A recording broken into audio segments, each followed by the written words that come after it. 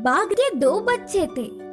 माँ बाघ हर रोज अपने बच्चों को थोड़ी देर शिकार करना सिखा देती। छोटे छोटे जानवरों का कैसे शिकार किया जाता है करके दिखाती थी।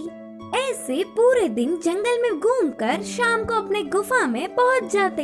एक दिन माँ बाघ अपने बच्चों को साथ लेके शिकार के लिए चल पड़ी।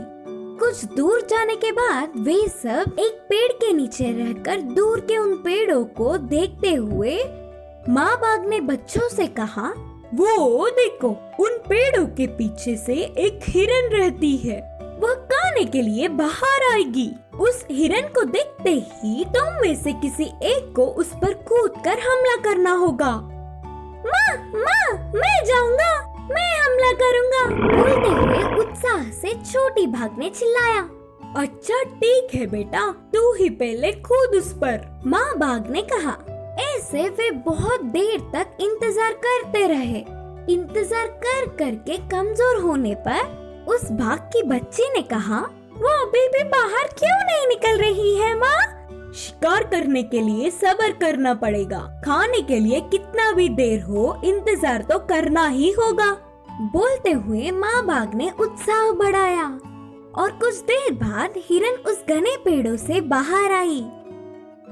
उसे देखते ही दूसरी बाघ की बच्ची उसके लिए भागने लगा, लेकिन हिरन ने बाघ का आना तुरंत पहचान लिया और उसके हाथ ना लग पाते हुए तेज भागने लगी। ऐसे बाघ उसके पीछे बहुत दूर तक पड़ा, पर हिरन देखते देखते ही बहुत दूर चली गई।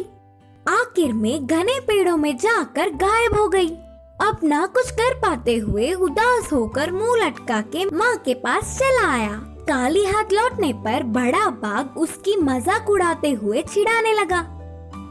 उसके भाई के भी चिढ़ाने पर वह बाघ की बच्ची ने कहा, माँ, शायद मुझे शिकार करना ही नहीं आता। देखो ना, मैं उस छोटी सी हिरन को भी नहीं पकड़ पाया।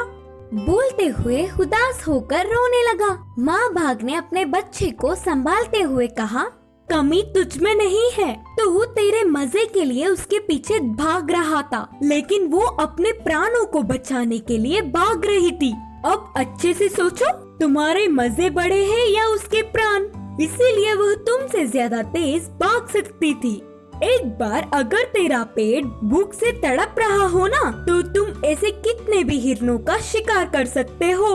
माँ के बातों से बच्चों ने सच जान लिया। फिर शाम ढलने पर वे सब अपने गुफा के लिए निकल पड़े। रहती